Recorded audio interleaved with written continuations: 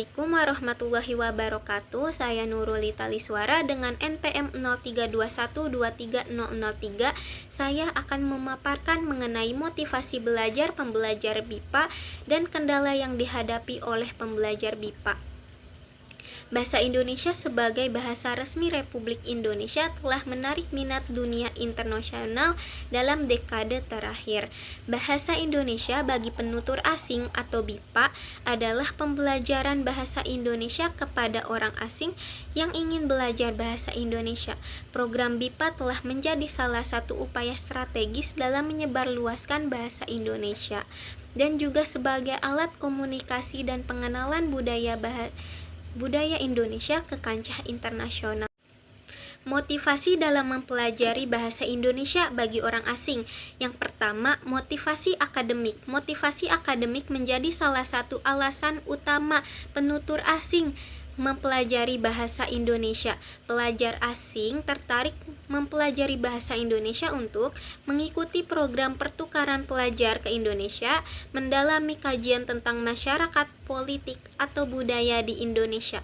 Selanjutnya, ada motivasi budaya.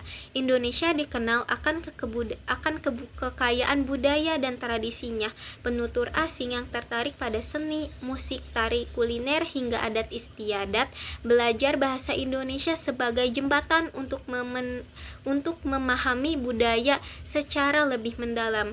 Selanjutnya, motivasi pribadi. Motivasi pribadi untuk mempelajari bahasa Indonesia seperti atlet bulu tangkis asal Denmark, Matthias, belajar bahasa Indonesia dan bisa berbahasa Indonesia agar dapat berkomunikasi langsung dengan atlet-atlet Indonesia dan agar dapat berinteraksi dengan penggemar dan wartawan Indonesia. Matthias juga sering berlibur ke Indonesia dan menyukai orang-orang di Indonesia.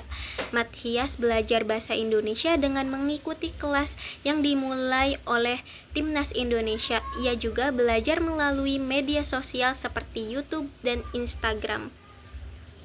Selanjutnya, kendala yang dihadapi oleh pembelajar BIPA. Pertama, sulitnya melafalkan beberapa alfabet dalam bahasa Indonesia. Pengucapan merupakan kesulitan terbesar untuk pembelajar bahasa Indonesia. Beberapa pembelajar sangat sulit untuk melafalkan kosakata yang memiliki alfabet R atau eng. Hal ini disebabkan oleh bahasa ibu mereka yang tidak memiliki pelafalan alfabet yang sama dengan bahasa Indonesia. Yang kedua, keragaman budaya dan latar belakang. Penutur asing berasal dari berbagai negara dan budaya dengan bahasa ibu dan sistem linguistik yang berbeda-beda. Selanjutnya, kesulitan tata bahasa. Bahasa Indonesia memiliki struktur tata bahasa yang kompleks termasuk sistem imbuhan yang rumit dan penggunaan kata sandang yang berbeda dari bahasa lainnya. Selanjutnya, kurangnya kesempatan berlatih. Kesempatan untuk berlatih bahasa Indonesia secara langsung dengan penutur asli di luar Indonesia mungkin terbatas. Hal ini dapat menghambat perkembangan kemampuan berbicara dan memahami lisan pembelajar. Selanjutnya adanya kurangnya motivasi dan kepercayaan diri. Memperoleh motivasi untuk belajar bahasa baru, terutama yang tidak terlalu umum seperti bahasa Indonesia, menjadi tantangan bagi beberapa pembelajar. Kepercayaan diri dalam penggunaan bahasa Indonesia dan lingkungan yang mayoritas tidak berbahasa Indonesia juga dapat menjadi hambatan.